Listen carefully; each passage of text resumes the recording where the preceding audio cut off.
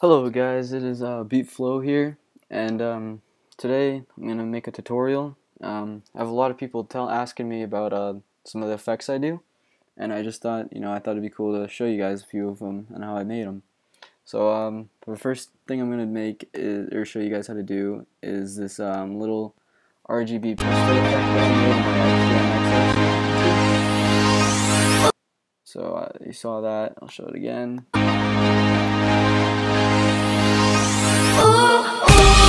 Alright, so that's what that looks like.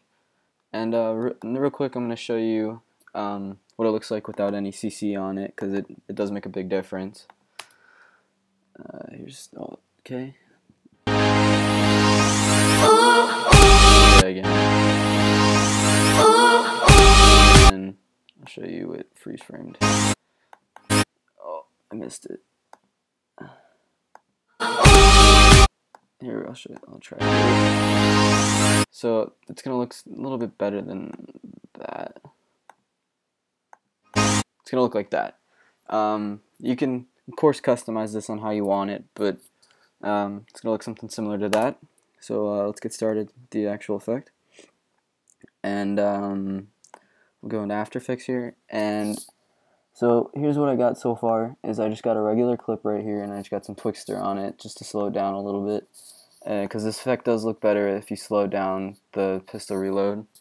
And this adjustment, you're gonna want to throw on an adjustment layer right here. I already did this just for the sake of recording time, but I threw on an adjustment layer. You add a mask. You're gonna want to mask out the gun in full quality, and I just did a really crappy mask just for the tutorial, but you're going to want to mask it out, and then you're going to want to keyframe it. Usually what I would do is I would usually make this just a bunch of adjustment layers and keyframe it frame by frame, but just didn't feel like doing that for the tutorial, so I just transform, scale, and keyframed it. But you're going to want to make the mask feather at 85, and then you're going to mess with the rest of that later. So for the first thing you're going to want to do is you're going to want to make it glow first. And you're going to want to throw on maybe just a glow. I like to throw on glow. And maybe turn up the intensity a little bit. This just makes it a little bit more feathered out. And then you're going to want to throw on some looks. So you're going to want to go to the exact frame where you want it to be at the highest point, or like the most RGB split. And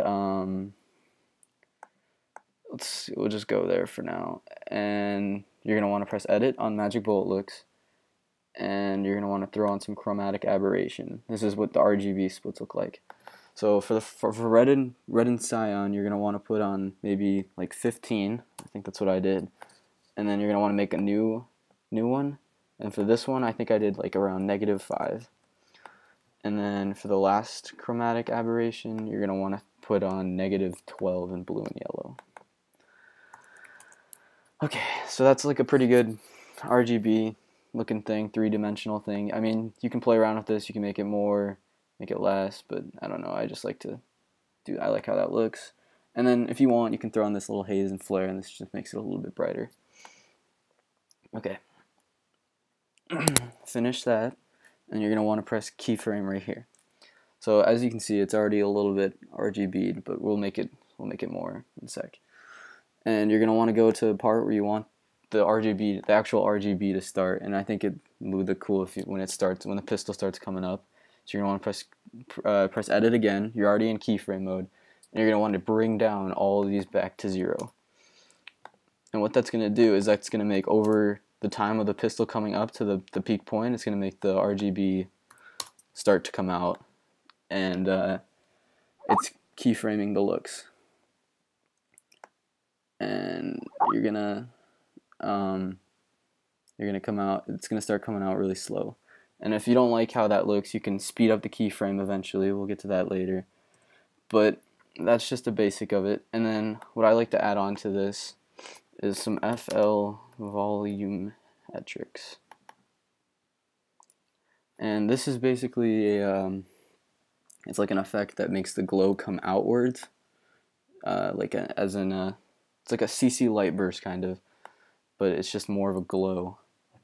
And so you're gonna want, I'll keyframe the origin. You're gonna want to keyframe the origin just to make it really, really like professional looking. But I'm just gonna put it in the middle for now of the mask. Let's close up those. And then this is where it starts to get noticeable. Is you're gonna want to open up the mask, and you're gonna go inside the mask, and you're gonna keyframe this mask expansion here. And the mask expansion is gonna like push out the RGBs to the side more. And so you're gonna want to go at the beginning, and then you're gonna want it where you want it at the peak point. So that's where it starts to get really RGB looking and glowy. If you want, you can take off the glow. I don't know. I don't really like how that looks. If you like it, you can keep it on, but I'm gonna take it off. Hold on, I'm gonna turn off my Skype. Whoa, got a lot of people to message back. But yeah, if you guys, just while I'm on Skype right now, if you need some help with it, you can message me on Skype. This is my Skype right here with an underscore. And yeah, but all right. Anyway, you're gonna want to. So you can see this keyframe. I'll just do a little quick pre-render in quarter quality, so it smooths up a little bit. And while that's pre-rendering, do you guys have any other tutorial suggestions or anything else you want to see me make a tutorial on for you?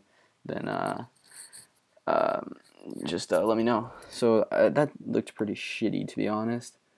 So what I'm going to do about that is I'm going to move the looks on top of everything. Maybe the volumetrics. Yeah, that's what I wanted. And so that's how that would look. And actually what I'm going to do is I'm going to make the RGBs a little bit more fine. So I'm going to move these up a little bit. So the RGBs start coming out a little bit faster. So they look like that a little bit more. And then what else you can do with this is you can play around with some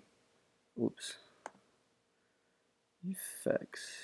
You can play around with some other glow thingies. We can throw in some FL glow to it. And you can make it a little bit aberrative, throw on a little bit of rainbow to it. 0.4, 0.3, or yeah, we'll go 0.2 on that. 1. Okay. All right, yeah, but that's pretty much the gist of it. It's just all keyframing of looks, and everything I just throw on there with FL Glow and volumetrics is completely optional. If you want to just RGB split like that, then that's how you do it. But you can just stylize it a little bit more with all this. FL Glow, make it look pretty cool. But yeah, that's pretty much it.